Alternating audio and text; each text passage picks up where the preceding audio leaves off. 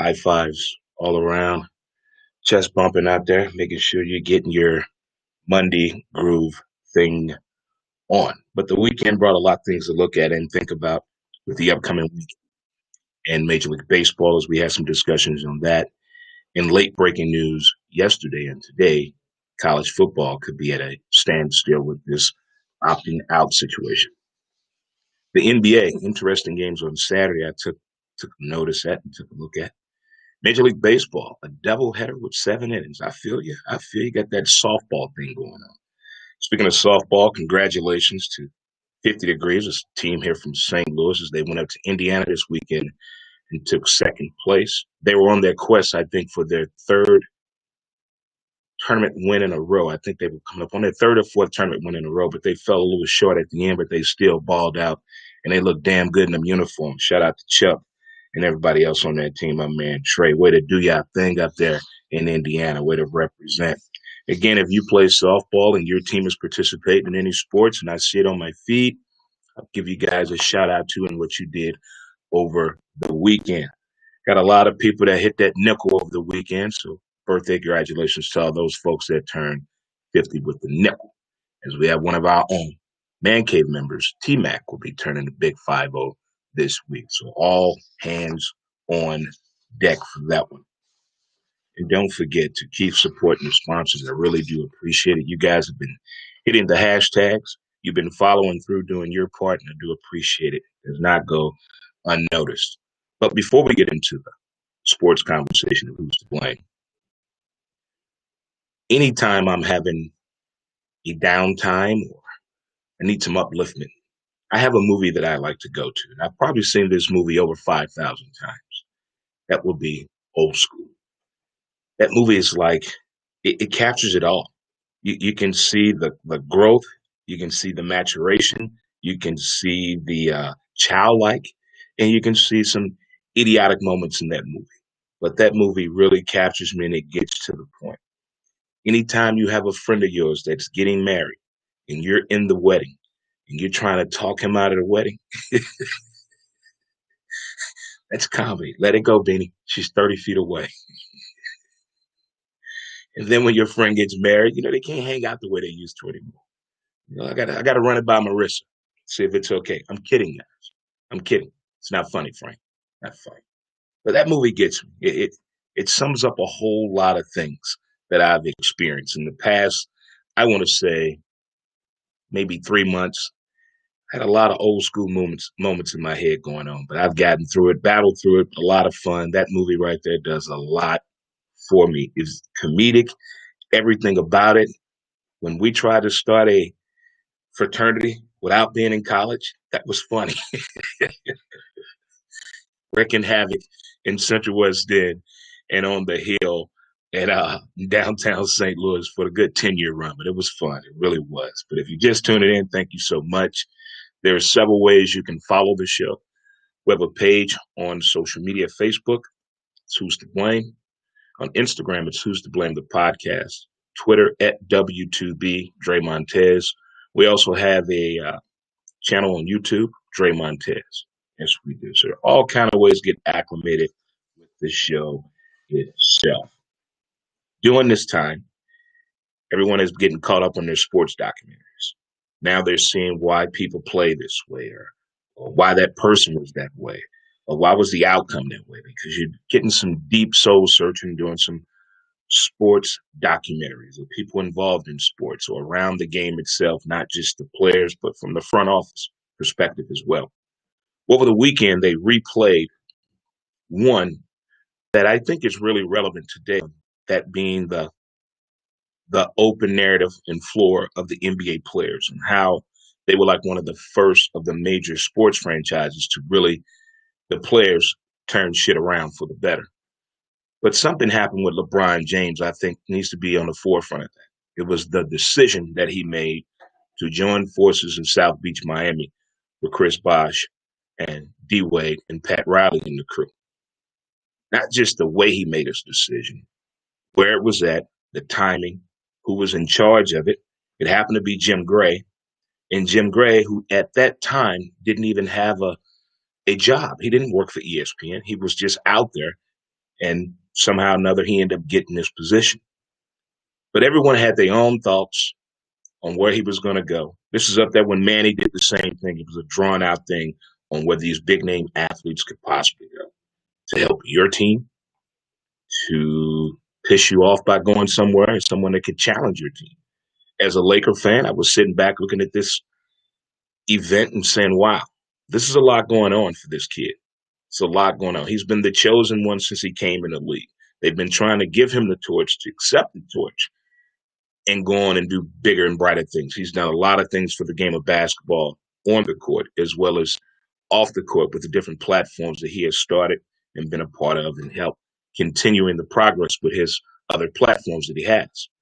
But the whole breakdown of the decision kind of brought out three important people in the camp of LeBron James. You know, you got Randy Mims, Rich Paul, and Maverick Carter. Those three guys changed the face of getting in the public eye, getting out there what you want when it comes to a player, and having an actual plan on how we're going to do this. This whole thing was a process from the decision to where LeBron James is at right now. All this started in Cleveland when he was growing up with this crew, these fellas here. They had a vision and they stuck to it. I'm not saying everyone can't do this, but it's hard to mimic everything that you see that somebody does. It's okay to admire what they do and take some pointers from there, but I don't think no one can actually pull off the decision the way LeBron James did. Not no way at all. But everything about that, it changed the game. He changed the narrative when it went from, this is what he said, they're trying to control the plantation mentality. I thought that was deep. Thought that was deep because you're in this sport where majority of the owners are white men and the majority of the participants are African American men. So that money chase has changed since I first started loving sports and can remember in the 70s to now. Now ever hearing about money. So now all we do is hear about the money and we see the money, whether the lack of or what they're doing with all of this money and how they're going about doing it. It helps you like break it all down. I mean, a lot of people say, I'm doing this for my family. I'm playing this sport for my family, give my family a better life. Okay. But when is the you coming in at? When are you going to do something for you? So I think all that gets covered. It was on briefly, I believe Saturday for a little while. But you can catch it, the decision that LeBron James made at the Boys and Girls Club, by the way. That was something special. That whole thing, the way it broke down, I thought changed barriers in sports, not just the NBA. It changed the whole way of the presentation of the commodity, that being the athlete, to the fans. Let me tell you a little bit about me. That's how LeBron James had taken that on right there. Just tuning in. Like again, thank you for the amazing sponsors that support the show over here in Bell Vegas. You have Rogers Place, 4322, located at 322 East Main, Tavern on Main, Margaritas on Main, The Office Lounge, 7 Bar and 7 Sushi Bar, where every Wednesday your friend and my friend, Kurt Copeland and friends, have open mic, as well as Cosmic Comics and Collectibles. They are located at 132 West Main. CNC Food for Your Soul, located at 1926 West Main. Food so damn good, you would kick your girlfriend. Not slapping your kicker. Bigfoot Comics, located at 101 East B Street. R&R Services, taking care of your roofing needs, siding, room additions, overall home improvements. 618-257-8644. SIP, Southern Illinois Independent Placement. My friend Keith will take your calls. 618-722-0173. Hit those hashtags, take you right there to the sponsors right there for you as well. As I said, the NBA got a little weird Saturday. The games, the score, the breakdown, the way players are playing. I'm starting to think that some of these guys are like Major League Baseball players. They need actual fans. They need that. They need some motivation out there. They're not motivated enough. I see a lot of guys with the angry look using that. You have other guys letting the music take place. You have other players, they need a little inspiration. See their kid or their loved one up on the virtual screen up there. But for as the overall passion and play of the game Saturday, I was kind of held it back. The Lakers get outscored 35-16 in the final 10 minutes and 23 seconds. What? And Toronto balling out right now. They're balling out. And on the other side, you got some high-scoring games that took place between Houston and Dallas, 153-149. Guys, what's going on here? What's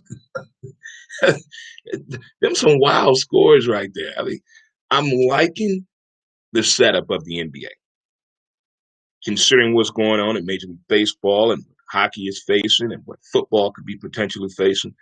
This bubble thing doesn't sound half bad now, does it? Doesn't sound half bad with the right precautions, the right staff, and safety measures being taken place.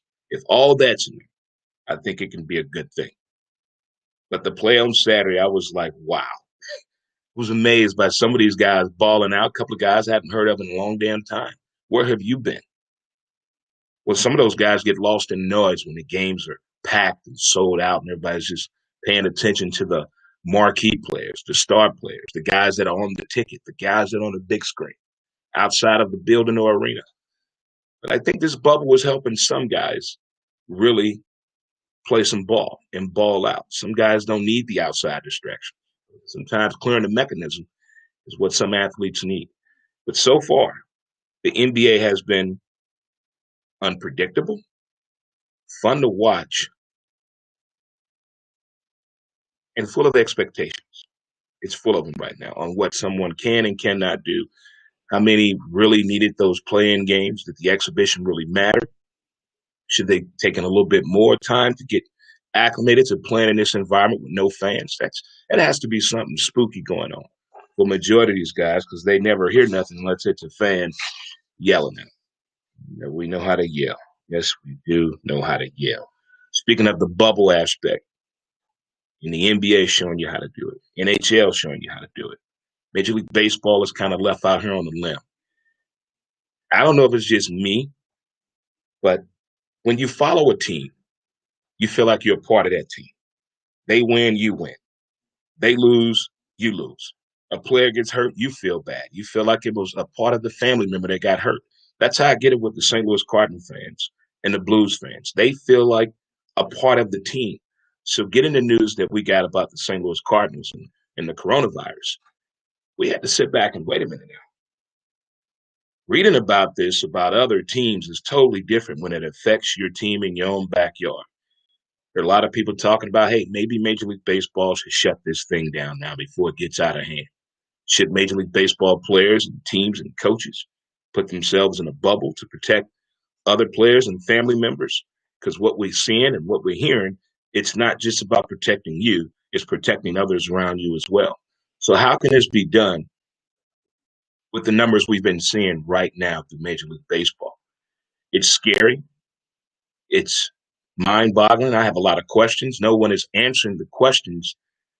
No one's giving answers to the questions I have in my mind. I mean, actually, what are the safety measures that are taking place in Major League Baseball since they're not in a bubble? And is putting Major League Baseball players in a bubble a bad thing? We don't know what they're doing when they leave the game when the game is over with. What's going on at a hotel? What rooms are we going into? What are we going to get something to eat at? Are they wearing a mask? Are you wearing a mask? It's a protection thing going all around. But the game itself, Major League Baseball, has done a lot of changes to give us a sport to follow in real time without watching old replays. Get some competitive edge out there. Get some water cooler conversation talk going. But again, this game of baseball has been affected too. Look at the pitching. Look at the hitting. Some of these guys need fans there to help them play better. And some are just relaxed, as smooth as the other side of the pillow. They're just locked in. Case in point, look at the Yankees, 7-1. They locked in right now. Not a Yankee fan, but I appreciate the Yankees. I appreciate everything they've done for baseball. Aaron Judge is another human being playing off this planet socks. Who throws him a hanging curveball like that? And mama, that man again, number 5, number 683, that being Albert Pujols. My man, we went yard, grand slam style. Yes. Keep it up. We're 2 away from tying Willie Mays. Never thought in my lifetime my favorite Major League Baseball player would be 2 home runs behind the Say Hey kid, Willie Mays Hayes. That that that right there is itself is something else. But on the plus side, I'm liking the aggressive pitching style by these guys that have been in the show less than 4 years. I like how aggressive they're being out there. They're not afraid to go at nobody, to throw their pitch, to make them hit their pitch. You hear that a lot through a lot of experienced coaches and players on that learning curve that they hit or missed, not being afraid to throw your pitch, not being afraid to challenge that batter. Because it's a psychological game up there. But I love it, though. I love the psychological effect of the breakdown of the ball being pitched to the plate, to the batter, who's about to do some damage, or you as a pitcher could do some damage. The only thing I'm having a hard time with Major League Baseball is this extra inning bullshit. If a runner is put at second base, why are we playing 11, 12, 13, 14 fucking innings? It should be over with in the 10th inning. What happened to strategy? Huh? Come on, Major League Baseball. I know you want to do it. Come on, let's do it. Let's do it. Speaking of let's do it, college football. I think this could be a serious, serious discussion that we find out today by 2 p.m. on what's going to happen, because right now the Pac-12 is controlling the narrative on are we going to play football or not. But in college sports, it's a little bit bigger. It's a whole lot of things are online. You got kids out there. They got family members away from the college. I know what the institution is trying to do. I know about the money in college sports. We get all that. But if we're talking about these kids being safe and making sure the right measures are taking place, that opt-out should not be looked upon as you're doing something wrong, son. Maybe these kids are really thinking about themselves. It's a bigger picture. It's not just about the team. This is about the whole team together, coming together on understanding what can happen if there's an outbreak with the team, if there's an outbreak in college football. How can we control this a little bit better? Okay, I like the forethought of having a small schedule just with everyone's own perspective conference. Okay, I get that, but we still got to put in safety measures on top of that as well. How can we ensure these kids are going to be safe? And for the guys that are trying to go to the next level, look how important that this could be. If there's no college football and if there's no NFL, what's that going to do for that third-year collegiate athlete, or that collegiate athlete that's looking to make the jump to the NFL? All those things have got to be looked at. Let's leave the money out of the way. Let's keep the money, leave the money over there and leave the money over there, and let's get the safety concerns. Let's attack that first, college football. If we attack it the right way, meaning don't have misguided information out there for these young kids to follow. Let's have a medical person talking to the kids. No more commissioners, because you don't have a medical degree. Do you have a medical degree? I know you're getting paid $5.3 million to run one of these conferences out here, but you do not have a medical degree to talk about this. You probably stayed at a Holiday Inn Express, but we're not listening to you right now. Will college football survive this? Even though it's just talk. It's just talk they're going to get through between today and Wednesday. We're going to get a lot of talking out the way in college football. But I believe the Pac-12, the SEC, and the Big Ten ACC are controlling some things out there that are far way beyond anything that we could ever think about when it comes to college football. But I'm on point. I'm standing by just like the rest of them and seeing how this thing is going to happen and play out. And thank you to the great sponsors in St. Louis as well. I saw Game 6 Honky Tonk Joint getting they dancing, moving on over there. The boys are doing a great job as well. BB's Jazz Blues and Soups. Barbecue Madman at Patios. Get the driver up on your barbecue sauce there or at your local grocer. Check it out in your area. Historic Soulard. Allstate Insurance. Jim and Julie Price. Get your golf cart insured today. Great Grizzly Bear. The Wood Shack. Hammerstone's 9th Street Deli at Howard's, Electric Cab of North America, Ballpark Shuttle, STL, A Always Towing, and Physique Fitness, right there. All those guys right there taking care of you right there. Don't forget to support small business in your neighborhood and community. It works, trust me. And also you can visit who's to blame.com right there. You smell that? Do you smell what The Rock is cooking? The Rock, part owner of the XFL. Caw, caw, caw. We back, baby. We back. The XFL could be making a return. I'm saying in 2022. I'm saying it's going to be that far off. But hey, we got the most important part taken care of. We have an owner now. We partnered up $15 million. Do the damn thing. And The Rock has come a long way.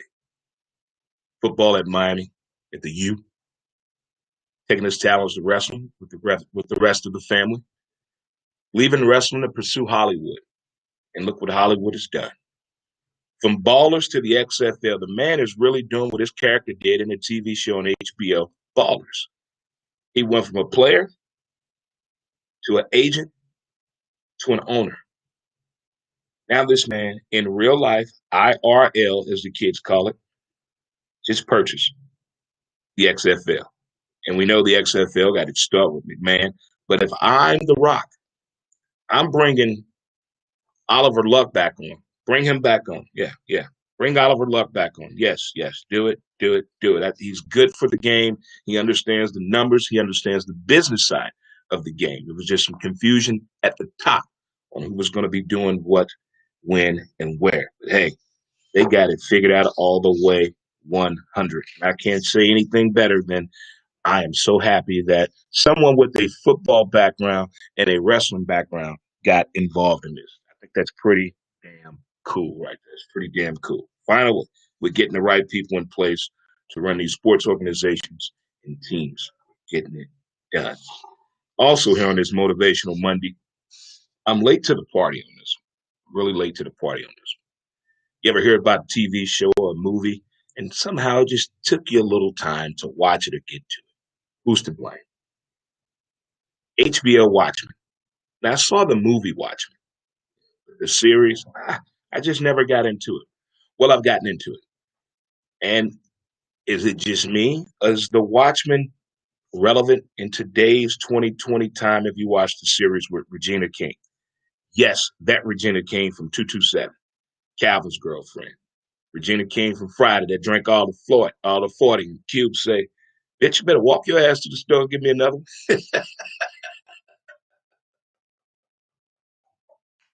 That Regina King. She is doing an amazing job in that series. I don't know what took me so long to watch it, but hey, for the Watchmen, were they up on the virus before all of us? Everybody's wearing a mask. Everybody. Over the right part. Could we be a Watchmen society? Not the whole story of what's going on in there, but you get the gist of what I'm trying to say here when it comes to the Watchmen itself. But I really, really am enjoying it. Again, I didn't think it would be this good. The movie was something else. But this series on HBO, Watchmen, I'm digging it. Digging it, digging it, digging it. Right there for sure. Kids, I think we covered it all. My favorite movie, Old School.